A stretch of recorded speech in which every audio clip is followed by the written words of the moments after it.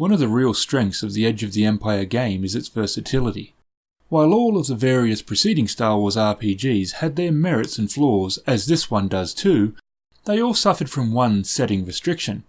They all were done around being the light side, either as part of the Rebellion, in WEG's case, or Jedi, as in D20's, which I was not as big a fan of D20 as D6, but they did release a variety of setting books, which was very cool. Now, until recently, the setting restriction of FFGs was that it was Rebellion era, and that was very restrictive for anyone wanting to play a Jedi. With the Separatist book now out, we have our first real setting options. But the one thing FFG has done was add a shade of grey that the other games didn't have. Now, it is 100% true that creative GM and good players can mould any of the games to include grey, but my point is that it wasn't written into the books like it is here. Edge of the Empire is all about the grey. You can be a hero if you want. You can be an agent for the Rebellion or a rebel collaborator. But Edge kind of assumes that if you are going that route, you will go Age of Rebellion. Edge is about life on the fringe, where life is hard and often cheap. The classes reflect this. One of those that do this the best is the bounty hunter. Here the idea isn't the hunter with a heart of gold. You can make a true anti-hero, or a hunter that really is only after the credits. The stories of Edge are not always about doing the right thing.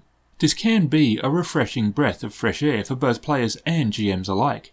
While I never run evil campaigns, there is enough real evil in the world that I don't want to do fictional ones. But a darker story can be very appealing. That doesn't mean that lighter stories can't be told. Solo would have fit well within an Edge game, and you could do a light-hearted game about a smuggler owing money and doing his best to stay one step ahead of the Hutts. I was looking forward to this book a lot, and I was bouncing various ideas for a hunter around in my head. I think that hunters add real detail to the setting, and this is the book for them. These books tend to follow a certain formula for topics, and this one is no different. It starts with bounty hunters at the edge and is a one-page overview of the book. Bounty hunters in the galaxy is a pretty useful section. It lays out all the groundwork for what a hunter is. Most of us have an idea of what the bounty hunter does from Star Wars and Western films, but this covers it all in much deeper detail. One of the most important parts of the hunter overview is the type of bounties, and the section covers this very well. Government bounties and criminal bounties are given a couple of pages each. It's a good read for players because the type of bounty is very different, and the personality of your hunter may dictate which ones they would try and take. The movie Unforgiven was a private bounty, and that isn't really covered here. The No Blasters section covers code of conduct and competition and cooperation between hunters. It's basic information on how hunters see each other. Do they help or ignore? What do they do when they are after the same mark? The Long Arm of the Law is a one-page outlining what is in the book. I know it is only one page, but it is pretty redundant, and that page could have been used for another piece of gear, info, lore, you name it.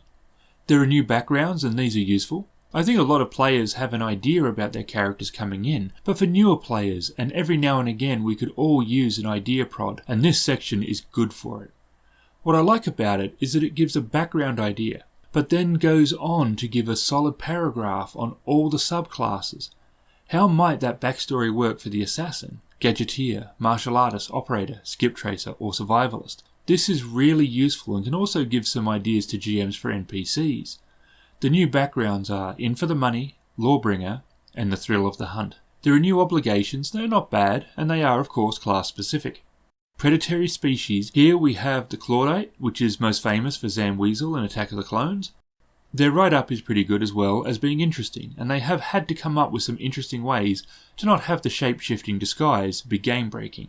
The Deveronians are first seen in the Cantina in A New Hope, one of the cheapest budget aliens in the scene. But creative writers over time have tried hard to make them into something more interesting, and a couple featured in the novel Weapon of the Jedi. Not a bad book either. Last is the Caloran, and these are one of my favourites. I had never seen or heard of them that I can recall until I read the Kanan comic series.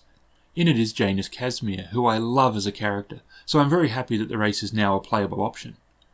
There are 3 new specialisations: the Martial Artist, which is by its nature a very physical class, the Operator, which while not a direct comparison, the Transporter movies would fit elements of this class, they are very vehicle focused.